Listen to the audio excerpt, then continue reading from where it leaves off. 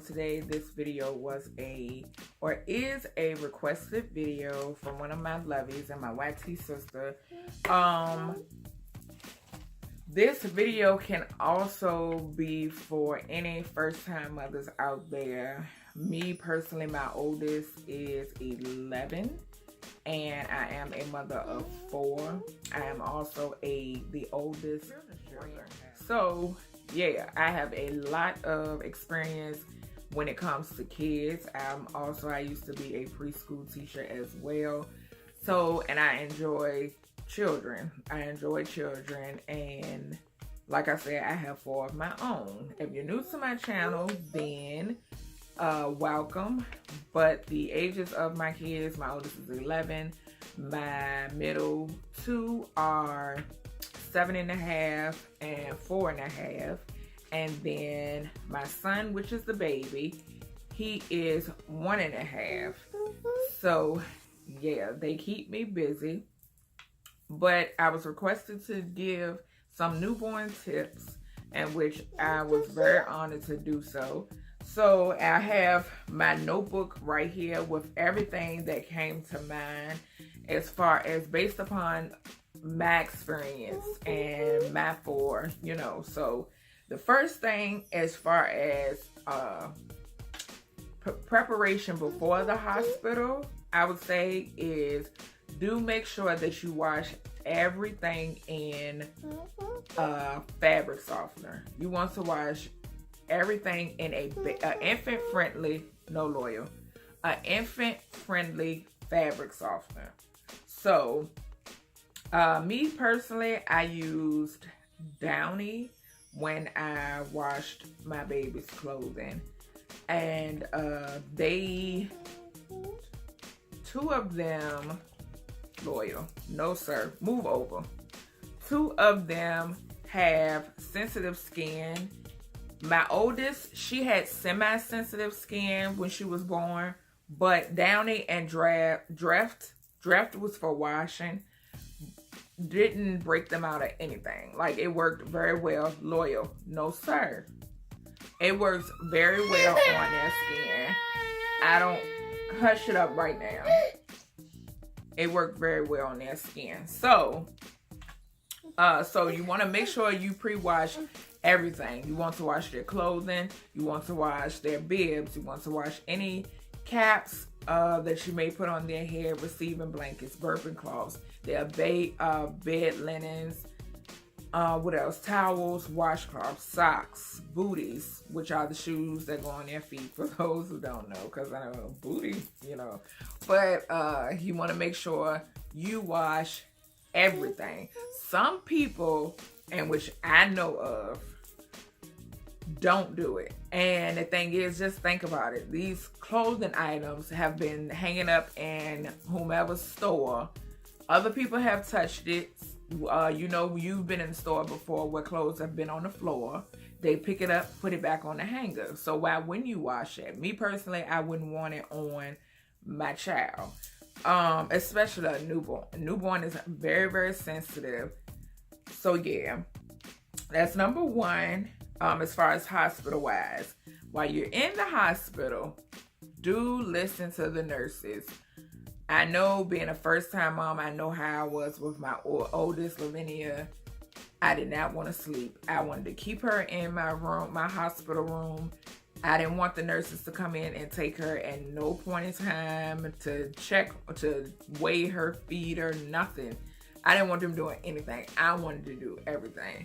And when I got home, I paid for it. But luckily, when I got pregnant with her, I was still living with my parents at the time. I was an adult, but I still was living with my parents. I had just graduated. I was not too long out of high school when I had her.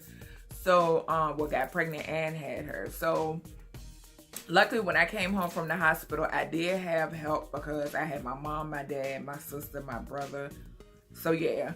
But I did have help with her, but I was tired because I had her. She's my only one that I've had vaginally.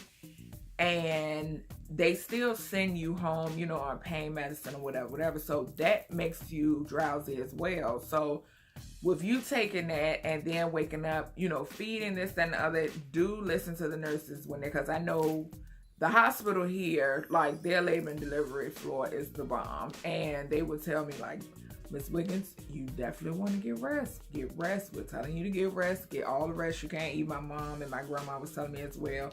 Get all the rest you can, because if you're going to be buried when you get home, you're not going to be able to get all this rest, you know, because your baby, like with Loyal, when I had Loyal was getting up. Me and his daddy was having to feed him. Like he would get up for about maybe every 2 hours.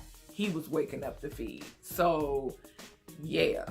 So do make sure you rest while you're in the hospital. Yes, you want baby in the room, but me knowing what I know now, do make sure you rest, especially for first time mothers. Do make sure you rest.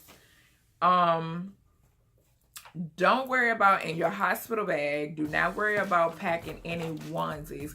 If you do a lot of stuff, I know like I said, the hospital here, labor and delivery supplies you with a whole lot of stuff. They supply you with onesies. They supply you with wipes. They supply you with bottles. They supply you with no Loyal. They supply you with nookies, receiving blankets. They supply you with a whole lot. I don't know if it's the same with every labor and delivery, you know, but at the end of the day, I still pack the bag for my child. But you will not need the onesies, because while they still have the piece of umbilical cord on the navel, you do not want to fully cover that. You just want to, you don't want anything tight around it. So if you pack like the like the t-shirts that you put on baby, Loyal, my goodness. If you pack the t-shirts that you put on babies, you can pack those. But like I said, labor and delivery usually provides the t-shirts with the hands and to keep baby hands warm and stuff like that. So yeah. Keep the hat on the baby's head. This prevents the warmth is kept in the head and the feet. So do keep socks on. Do keep the hat on, because it keeps the baby warm. A newborn cannot control its body temperature yet until it gets older. So do keep baby warm. Infants love to be, and also the cap also shapes the baby head. The baby head is still soft. Do be cautious when it comes to the soft spot. It is there, so do be cautious be very cautious when it comes to that. Y'all, if y'all hear all that noise, that's Loyal. Y'all know how he do when I cut the camera on, Lord Jesus. But do be cautious of the soft spot. When like changing clothes and all of that, you want to be very careful not to hit it. So yeah, infants love to be swaddled. Me, in the beginning, I didn't believe it until I don't want to say, did I swaddle Lavinia as much? I don't think I swaddled Lavinia as much after she came home out of the hospital, but my others, swaddling does help. And if you're not familiar with swaddling, I will try to insert a picture of what swaddling is, and it is definitely easy to do for first timers. It is better to get a swaddle like thin blanket. They have them made that way where they're already made in the swaddle position. The blanket is how it's supposed to be wrapped. All you do is just like put baby feet in and then Velcro it on the side, and then yeah. So because for some people it's hard to just do it with a regular receiving blanket. So they love swaddling, and it helps them rest. It really does help them sleep because it feels like parent, mom or dad, or someone is cuddling them, like holding them. So Loyal, please stop. Next, if you're not planning on breastfeeding, me personally, I don't know too much as far as breastfeeding, because my oldest, I only attempted to breastfeed her. I don't like it personally. I don't, because I know it's much healthier, this, that, and the other, but I personally don't like it because it's painful. I was told before that she wasn't latched on the right way, but personally, I feel like it's just painful, flat out. She wasn't receiving enough milk when I breastfed her. And I was having to breastfeed her and bottle feed her, and it was just too much. And I was pumping, it was too much.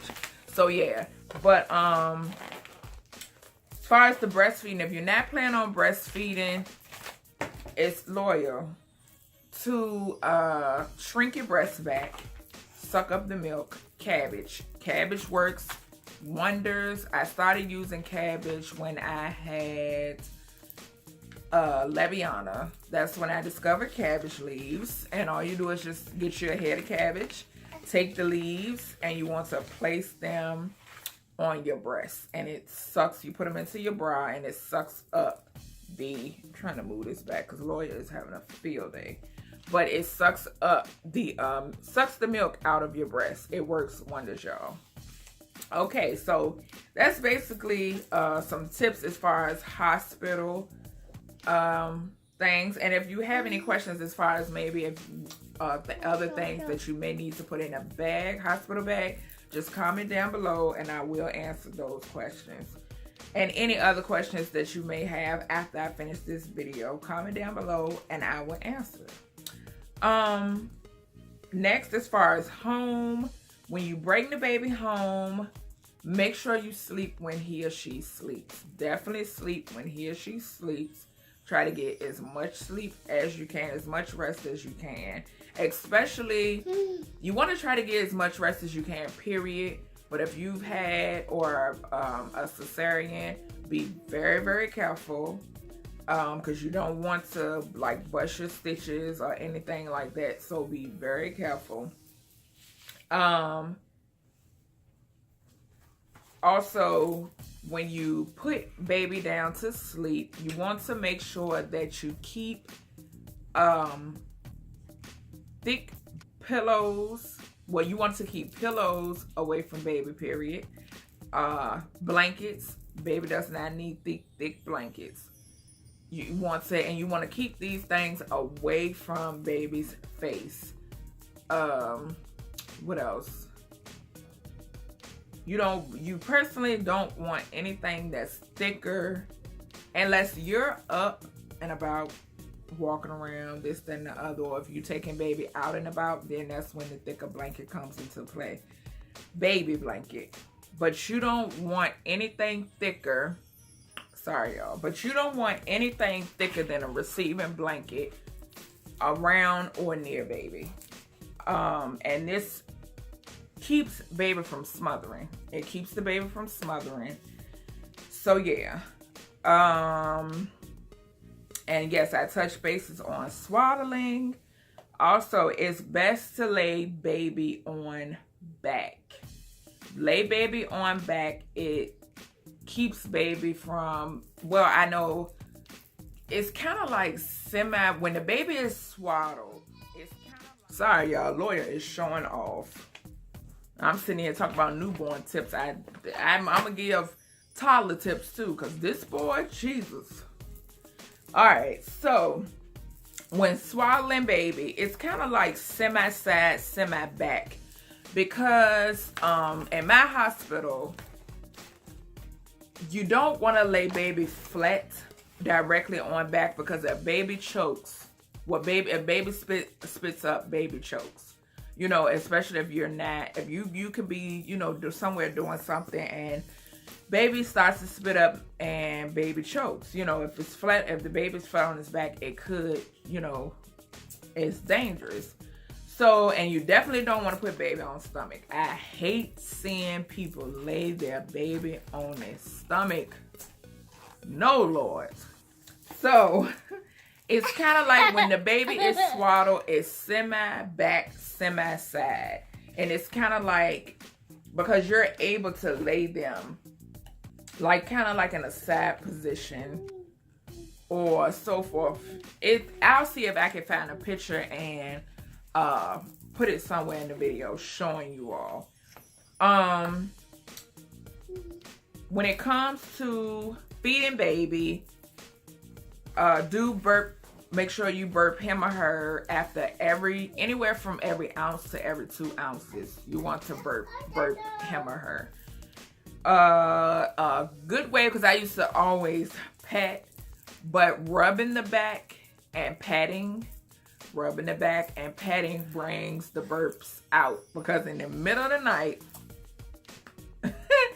trying to get a baby to burp and you so sleepy, like it's the hardest thing. So rubbing the back, motions of rubbing the back and patting, rubbing the back and lightly patting gets baby to burp so quick versus just patting. The rubbing kind of like moves the gasiness up somehow, some way. So yeah. What boy? You a bad boy. You been bad boy. Okay. To get Loyal, please don't break this no more than what it is. Okay. To get baby awake, whether bottle feeding. Ain't showing off, y'all. To get baby awake, whether bottle feeding or breastfeeding, rub nipple across mouth or cheek. So that's how you get baby awake, because you do not want to allow baby to sleep through feedings. Do not allow baby to sleep through feedings. You will know for yourself, baby. Loyal, stop it now, son. Baby will come, the babies usually come out on a schedule. I don't ask, when you're pregnant with them, they're on a schedule. So they come out on a schedule. It may not be the same schedule when you was pregnant with them, but they come out on a schedule. So that's how you get baby awake. Like I said, do not allow baby to sleep through feedings. Next, and Lloyd's sitting here sleepy. Next, folks, do not allow folks around your child. Look at you, tired. Your sheepy head. Do not allow folks around your baby that, come on. This baby is sheepy. Yeah, he's sheepy. Okay. So do not allow people around your baby who may show any signs of being sick. No, because we all know a baby does not have an immune system. That's what formula or breast milk is for. It builds the immune system. So do not allow baby around sick people or vice versa. Usually when a baby is fussy, it means 4 things. Baby's either wet, sleepy, hungry, or gassy. So yeah, it's either those 4 things always. So you just have to figure out which one. And it's basically common sense. You know what I'm saying? Because if the baby is, if you have baby on a schedule, so you would know if baby is hungry. You periodically check baby's diapers. Like I said, and being on the schedule also falls under being whether or not baby is sleepy. And newborns sleep a lot. They sleep a whole lot. And then as far as being gassy is usually if it's not wet, hungry, or sleepy. That's when baby is gassy. And then that's when you really want to check as far as, I'll get to that. So just stay tuned as far as the gassy situation. Make sure hands are always sanitized, whether it's yours, dad's, auntie, uncle, grandma, grandpa, the neighbor, the midwife. Hands need to be sanitized. Always support baby's head and neck. Make sure you always support baby's head and neck. The worst thing is seeing someone walking around. I see it a lot out here in these streets, or anywhere where people, they're just holding a newborn underneath the behind and walking around, just the arm under the behind, the opposite hand is to the side. Like if the baby jerk, these days these babies are advanced, so they jerk back. Like they jerk, they move their heads around, and all because they do that does not mean that their little necks or backs can't be snapped with one wrong move, because nobody is supporting their head or their neck or their back. So yeah, do make sure you always support baby's head, neck, or back. Um, always keep, and I meant to bring that in here, but I forgot it. But we're all familiar with the blue suction with the ball on the top and the long, thing that comes from it. The suction ball. Keep that there when you have baby. Y'all gonna become like this. Y'all gonna be this. Y'all gonna be closer than you and daddy. Y'all gonna be like this because that is a lifesaver. It is a lifesaver, y'all. I've had experience before with Lavea where she was sick. She had a cold, and this was like maybe some weeks after I had brought her home from the hospital, and I had just finished feeding her, burping her, and had laid her down, and she spit up, and milk and stuff was just coming out her nose and her mouth. That right there is a lifesaver because you want to, like, your life your child's life is dependent on you to suction nose and mouth quickly. You want to release the air out of it by pushing down on the ball. You release the air out of it, both nostrils, cleared out mouth. Don't worry about that you going into the nose and then the mouth. We don't have time to be worried about that. We trying to make sure a baby breathing. You know what I'm saying? Make sure a baby's not congested, and make sure nothing is in the mouth, in the nose, or the throat. So you want to vigorously and don't go back too far. Don't go back too far. Baby nose is small. So, you want to put the tip right in the nasal cavity. Not nasal cavity, but outside of the nasal cavity. And because you don't want to push it back into the nasal cavity, but right outside the nasal, like right in the nasal passage, not in the cavity. And you want to release the air first, but then put it in there and fill that ball up. That ball is going to suction out any and everything that may be in your baby's nose and anything that may be in the mouth. Keep it near you. I'm trying to tell you. Make sure I have one. I still carry his around. Have one in his diaper bag, and we have one in our room. Keep it near you because even when he gets a cold, I use it for him. Me and his dad use it for him, and I had to show his dad how to use it. But he caught on and he saw how life-saving that thing is. So keep it near you, y'all. Keep an eye out for sensitivity. Hey, check my time. Okay. Keep an eye out for sensitivity to milk. That's what I meant by when I touched on being gassy. Milk, certain types of milk, your baby will tell you what milk works for them. And you will catch on to what they offer. So many different types of milk in the store. Is amazing. And for 3 of my kids, for 3 of my children, I had to use the sensitive milk for their tummy because they were, sensitive to the regular milk, canned milk. But they were sensitive to the regular Similac milk. And all 3 of my children were on Similac. All 3. Lord. All 4 of my babies were on Similac milk. So, but like I said, 3 of them had to be on the sensitive kind, and that is the kind that comes in an orange can.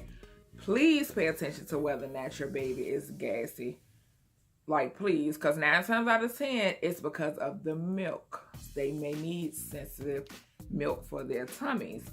So, and I'm talking about, moms who are planning on formula feeding. So, yeah, pay attention to sensitivity as far as detergents. You cannot use the same detergent that you may use to wash, your rest of your family's clothes, to wash your infant clothes, because their skin is very, very sensitive. And some of them, a lot of babies do get baby acne. So don't be alarmed by that. If you see like little bumps maybe on their face or around here, it's just baby acne. Pay attention to sensitivity to wipes and diapers. That's why we do not use fragrance wipes on him. We only use sensitive skin wipes on him, and that's how it's been since he's been born. And that's how it was with my other 3.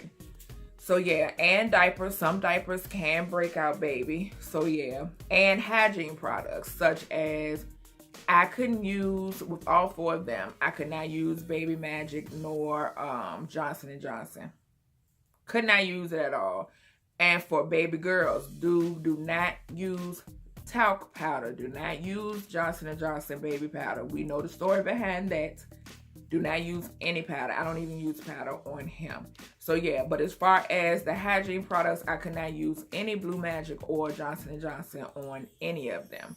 So do pay attention to that. If you notice baby breaking out when you use it, throw it away. Or find somebody else who can use it, you know. So yeah.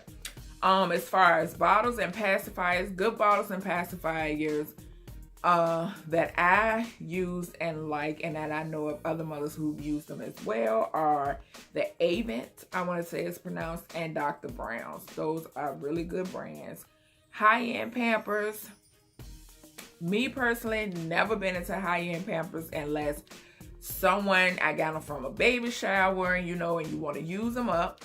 But of course, Pampers and Huggies are very, very good. Sometimes we may purchase him Huggies, but we love affordable diapers, which Walmart offers Parents' Choice diapers. Parents' Choice diapers and wipes.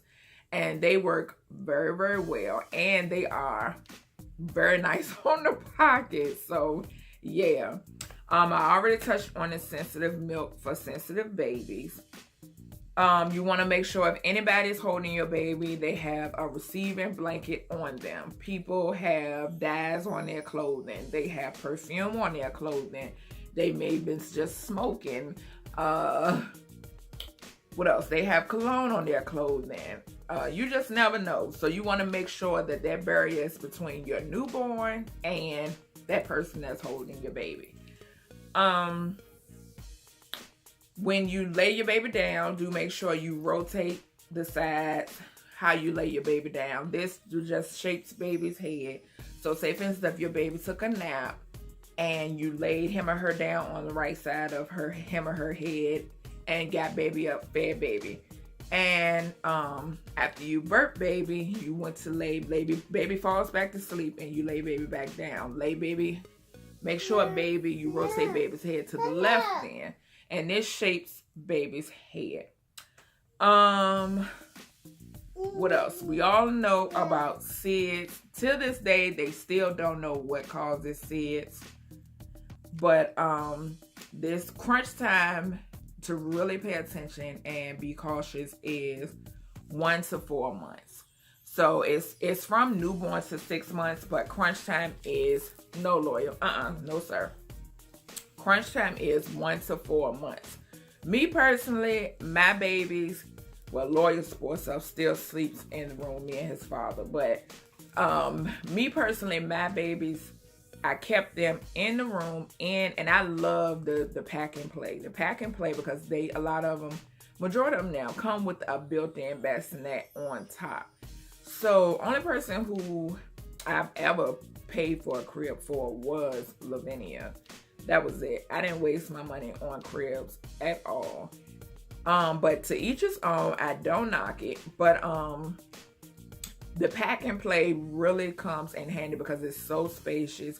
You can change it from a bassinet to an actual playpen. So yeah. And then they had toddler, they got bunk beds and toddler beds. Had toddler beds and they have bunk beds now. So really a crib, like I really didn't, get a crib, but I got one for Lavinia because of course that was my firstborn.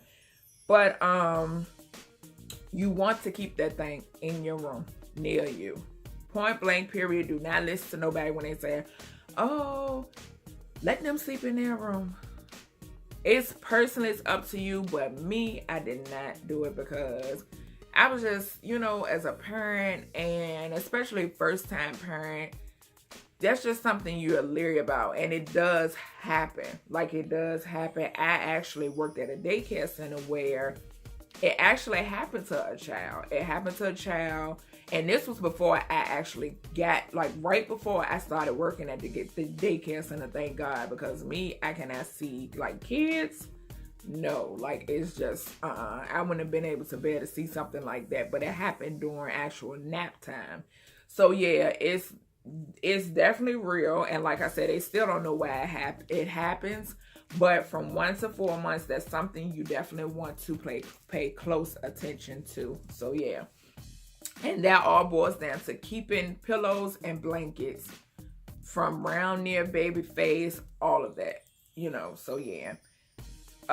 Next we have diaper change. You want to change the diaper as often as possible. And this just prevents diaper rash. So yeah, usually in the hospital they encourage you to change it after feeding, after feeding, and of course once after baby is sleeping, if you bathe baby, you know, something like that. You usually want to just continue to wipe baby down, give baby a you know, just fill up your little hospital bucket. That's what I used to do. Just fill up the little hospital bucket, lukewarm water, and wash baby down. And baby, you know, use your little bath stuff if you can, if baby's not allergic, and wipe baby down until you usually wants to what are you shaking your head for? Usually wants to do this until baby the rest of the umbilical cord falls off. And another thing that they had us doing with him, alcohol wipes. The alcohol wipes dry up the umbilical cord, and which makes it, and it keeps it sanitized, which makes it fall off easier and so forth. So yeah, remember to keep up with your baby's feedings, ounces, how many wet diapers, how many poopy diapers and stuff like that, because when you take your baby for his or her 2-week checkup, the doctor is definitely going to ask you all of this. They're going to ask you what kind of formula, all of that. So just make sure you pay close attention to all of that. Usually baby doesn't get shots until 2-month checkup, and they will definitely give them the Hep B shot if you did not get it in the hospital, in which all of mine, they did get in the hospital. Make sure you always have baby dressed accordingly. All because it's warm outside doesn't mean have baby out half naked. No offense, but like I said before, it all boils down to baby not being able to control his or her own body temperature. So you may go out and, you know, something, if it's real warm outside, you may go out with because you don't want baby to get sick. You know, you know, you try to keep them from getting sick as much as possible. Sometimes you can't help it, you know, especially if it's something going around or something like that. And then you take baby in and out of the pediatrician office as well. So yeah. And last but not least I have for you all is, as far as pets, you know, it's okay, of course, pets are family as well, but do make sure to supervise interaction with baby. You don't want the animals just jumping all over baby and stuff like that, like wow, and this, that, and other, because the pets are curious as well. You got somebody new in your household, so they're going to be very, very curious as well, at least until the baby gets, you know, older. So yeah, that's about everything that I could think of as far as newborn tips and ins and outs about everything. If you have any questions, if it's something that may be a little bit more personal, do make sure you can send it to my email or snap me. I will leave all that information down below in the description box. And yeah, just hit me up. And I really, really enjoyed doing this video for you all. And yeah, congratulations to all those who may be expecting or just had a baby. Congratulations. Motherhood is a beautiful thing. I wouldn't trade it for the world, even though they gonna drive you nuts, but I would not trade it for the world. So I appreciate you all for tuning in. Make sure you thumbs up this video and share it, because you never know who it may help. And I will see you babes in the next one. Bye, y'all.